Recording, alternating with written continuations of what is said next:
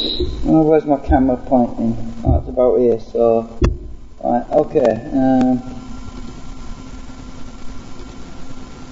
Right, you should be able to hear me and see me. I'm just waiting for my supercapacitor to charge up, because I use supercapacitors to smooth out the power off of the H bridge, which runs pretty fast, and it's just to prevent noise and RF interference from being generated.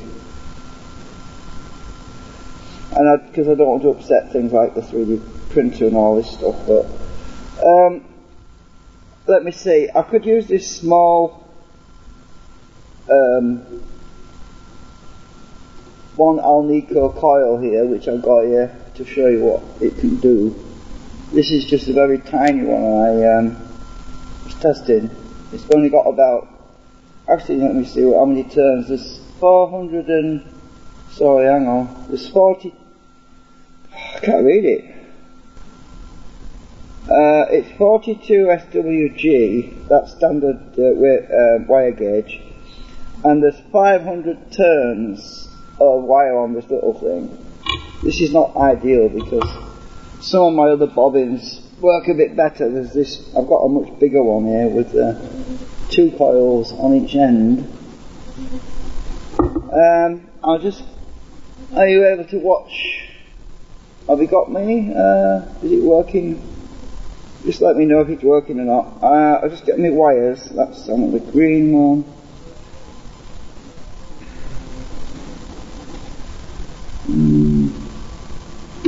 I want this white one.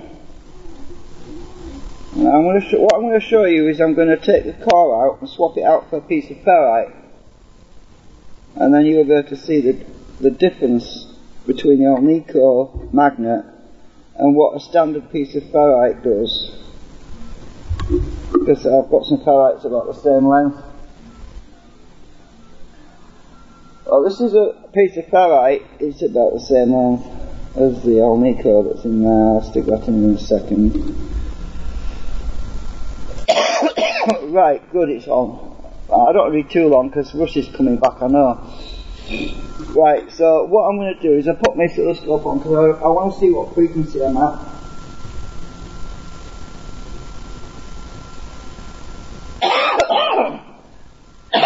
This is basically what I'm doing to drive my transformers, these little things here, this thing here, which is, I showed you on my previous videos. It's all falling to bits on me. This is what happens when it's not together properly, but you get the idea. Right, anyway, we're not going to bother with that right now. I just want to show you this single Alnico. Right, so let me just turn this baby on and right, I'm going to bring it right down to a low frequency. Right, we're at a low frequency right now. I'm not sure. Have I got this connected up properly yet? Just a minute.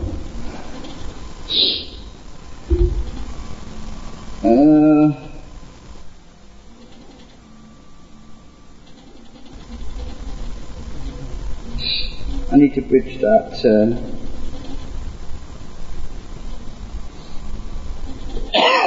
Excuse me, I'm full of cold still.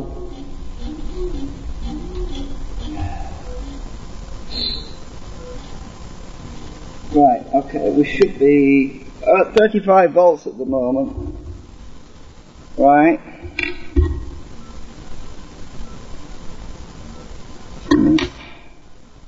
Where's my screwdriver?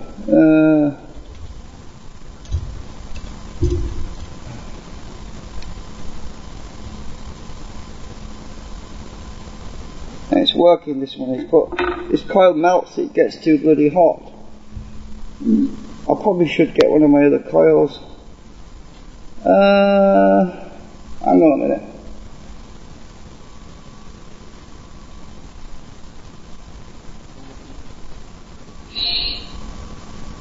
I'll use this coil, it might actually work a bit better. The wire on this is very, very thin. So I'm going to pop this ferrite out of here. put this Alnico into it.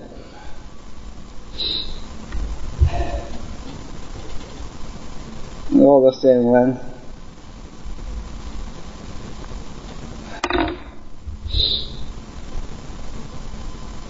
It's actually running right now while I'm working on it.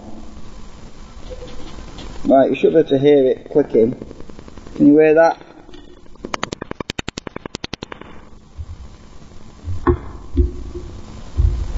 Hang on, what have I done? How much power am I using?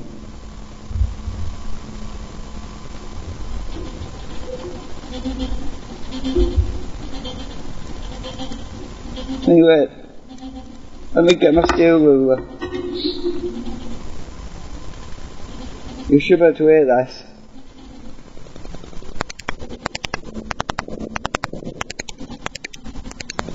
Right, we're drawing about 50 milliamps right now.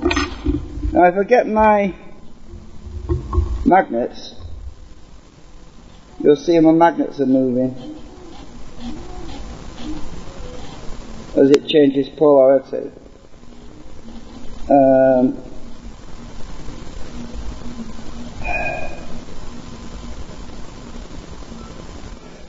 Let me get a different one because this one's not that sensitive. I probably need to turn my juice up a bit actually. I'll turn my juice up a bit, the voltage up a bit more. And you see what I mean. We're at about 38 volts now. You can see it moving as it flips polarity.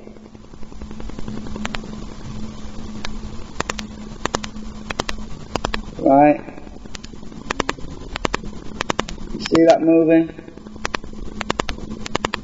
Now it's receiving 1.6 milliseconds at the moment. About 1.6 milliseconds pulse width, and we're drawing about 50-60 milliamps. Now what happens when I take the Alnico core out and put a piece of ferrite in? You'll see. Now I'll take the Alnico out while it's running. It's getting quite warm, but it's not that hot. Right, I've taken the Alnico magnet out, and I'm going to stick a piece of ferrite in. Now, see what happens with the magnet. Will it move? No, nothing. It's not moving. Why isn't it moving? It's not moving because the pulses are so tiny, and because the polarity of the Alnico, because the Alnico's not in there, there's nothing to remember. There's nothing to remember the pulse change, so the magnets are no longer able to react. The reactance of the magnets is not going to be able to function at 1.6 milliseconds. That's what the oscilloscope says right now. So the fact that there's just a piece of ferrite in this core, and I haven't changed anything else, you can see that it's not doing anything. It's not moving. Now let's take the ferrite out. Ferrite out. Alnico in.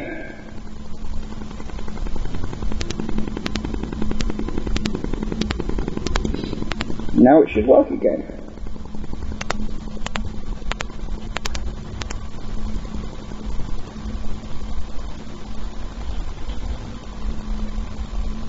Yeah, it's working. So if I get two of my magnetic gauges, these are magnets by the way, they're in here. You've probably seen them before. Got another magnetic gauge here.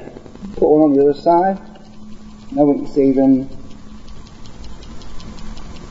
working on both ends.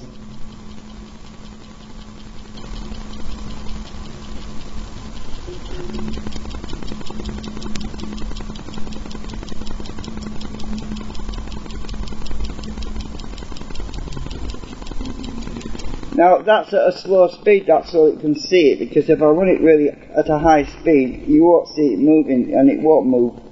because of the inertial forces of the weight of these things in here. It just won't move if you run it too fast.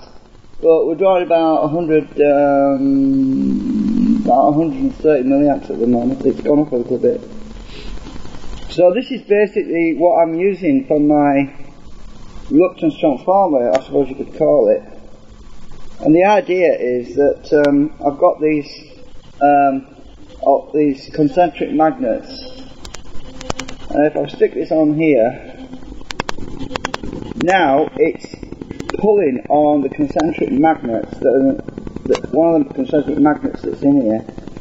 So it should have an opposite field effect on this side, which it does, which it should do. This gauge is not sensitive, hang on. I haven't got a very big core in here either. Let me get this in the middle. It's a bit hard to hold it, to be honest. Right, I'll get my other magnet. So you can see it's working the actuator. Now look. So my concentric magnet is in there, look. Right. So I'm actuating that.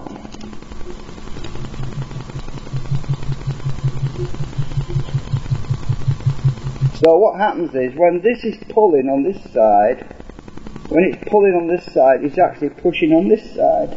So it inverts the field forces. Is still there, PP? Is it still working?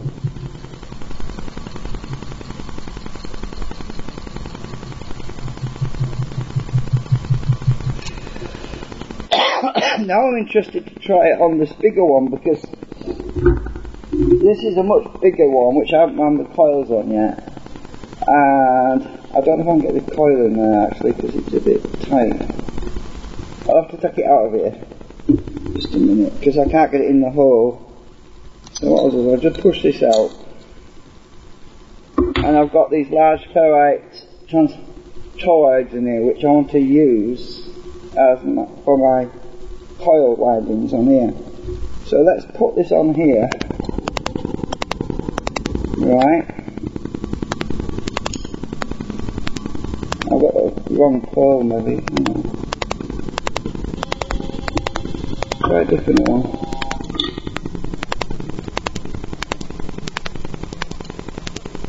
It might be, oh, I know what it might be. It's because I've got a small tiny core in here and I have a much wider area. Let me try a steel washer on there.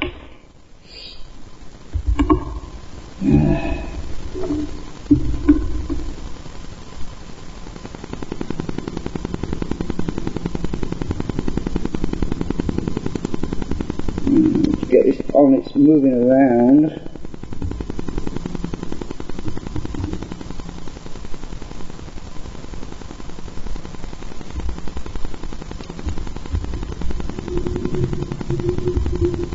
I just got a shot then.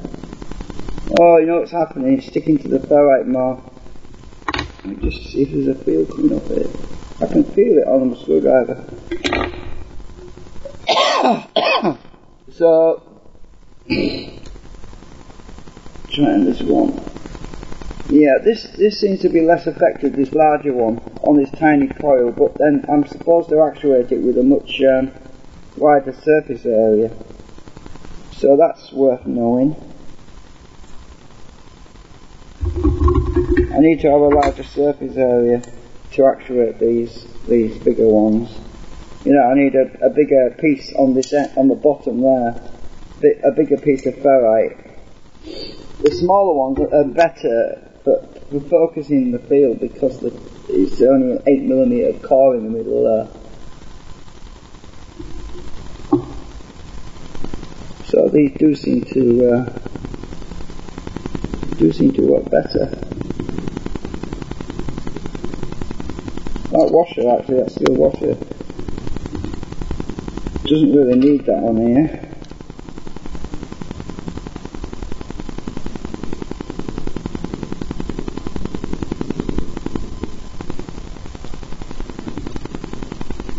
Yeah, definitely. This one's definitely working better. You can see, oh, it's really going. Try this other one. Oh, that Alnico's getting really hot right now. It's burning my finger. I'm only drawing about 100 milliamps. The Alnico itself seems to generate quite a bit of heat when you flip it, you know. I actually saw something strange the other day. I saw a spark come off the Alnico when I touched it with something. But how can it spark? Because it's not connected to anything. I mean, on the other end, it's in a plastic bobbin. How the heck could it have sparked? But it sparked, and it's getting bloody hot. But the coil's cold.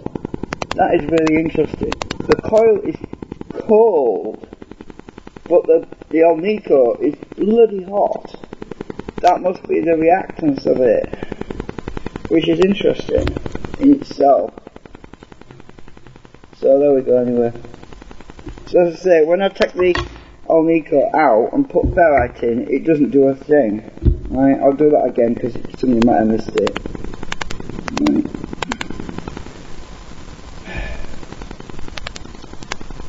Right, I've taken the Alnico out, which is bloody hot.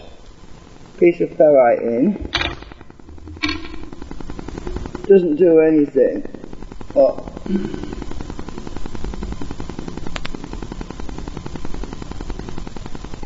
there's a slight amount of movement there, very tiny.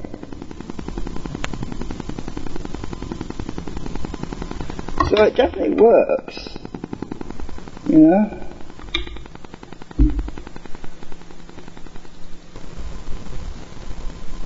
God, that's burnt me, that did.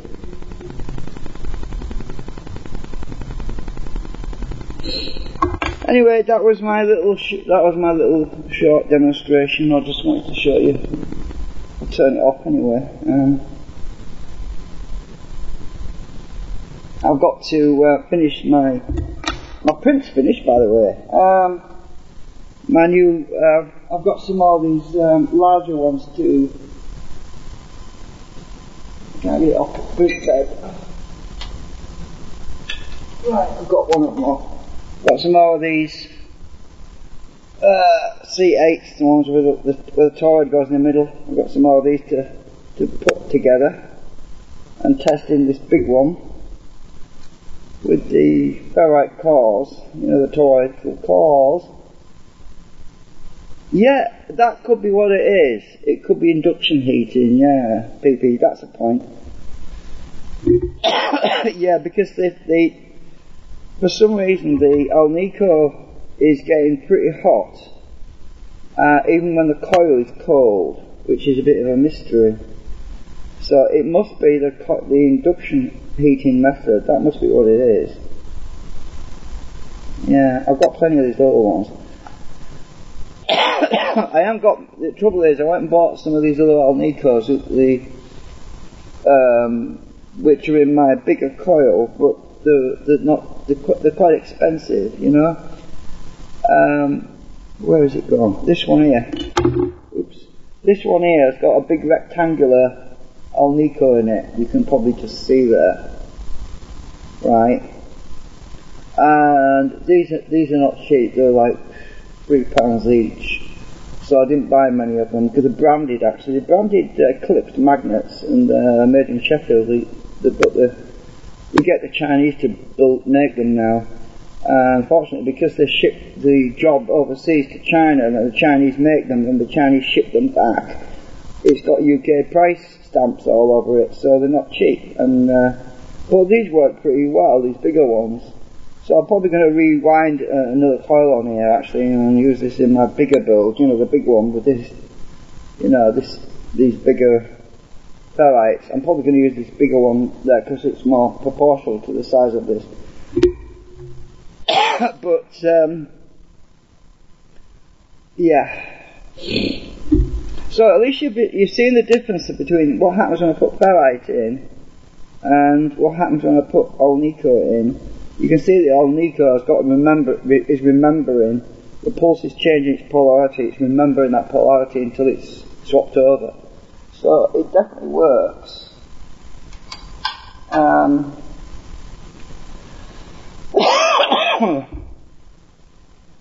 But I do have to say that I prefer the smaller one because the 8mm cores seem to work really well. So I'm going to be building both of these. I'm going to be building the smaller one, and I'm also going to build the larger one, which you can see the difference between the two. So I've got these two to build, and then we can play around and compare them. And because I made it so that the actuation coils basically can be swapped over, so basically just take the actuation. This is an old Nico magnet array on top, which I'm going to wind this coil here. I haven't wound it yet. But I'm going to be able to swap it over onto the big one or the small one and compare the difference. But I have to cut this, I have to cut another toroid. And I'll cut this into 4 quarters, 4-quarter sections to couple the ends into the ferrite cores that go down through there. I have to cut this, so I'm going to have to print the jig that I'm going to cut that with, because I've got a jig for cutting the other one. This is a jig for cutting the other one into 4 quarters, as you can see. But I decided not to cut this one because I don't really need that. I want something bigger, because this other toroid, if you look at the size between this one and that one, you can see there's a big difference. You know, this one's coated with some plastic or something. But this toroid is a lot larger, and in weight as well, it weighs a lot more than this thing does. This thing is very small. So I should get a lot more inductance through this one when I cut it up and use it for my corners. Which is what I'm going to be doing. I also wound these longer ones because my theory is these have got 2 alnicos in. My theory is that because they're longer, this should flip more easily, because the coil will be over a longer stretch. It should flip more easily, and the amount of magnetic flux through them should be much greater as a result, and much stronger as well. So I should get a much stronger switching on these longer ones than I do on the short one, which is half the size. If you get what I'm saying. Anyway, we'll have to go and check out Russ in a minute, won't we? Because Russ will be on, surely. So what I was pulsing that coil at was 38 volts, which is a lot better than what I used to do, because I used to have to, if you remember, I used to use 60 volts, which was a little bit extravagant, really. I can flip it a lot less than that. If you get the windings just right, you know. And anyway, that's it for now. I don't think there's anything else to show you at the moment, because I've got a lot of coil winding to do. I've got these to wind. I've got these to wind. 2 of these. I've also got these to wind. So yeah, I just haven't been up to it. This cold is just draining my energy, and I just felt really lethargic and tired all the time, you know. So I decided to get some printing done. Right. And I measured these bobbins exactly the same. These bobbins are measured exactly, so that these ferrite cores, which are inside, are exactly the right width, so that when they're in contact with this, the ferrites are directly coupled to the ring that's where these magnets are, so there's no air gaps, you know. So I've got those measurements bang on, so when I put another one of these on top with a new ferrite ring, it should be a perfect couple into it. So anyway, that's where we are at the moment, and I've only got these magnets in here for completing that, so if I run out of these little magnets, which they're only 5mm wide. If I run out of these, I'm going to have to scrounge them out of some of the other ones, and you know what I mean, I'll buy some more. They're not dear, they're not expensive, they're tiny little things.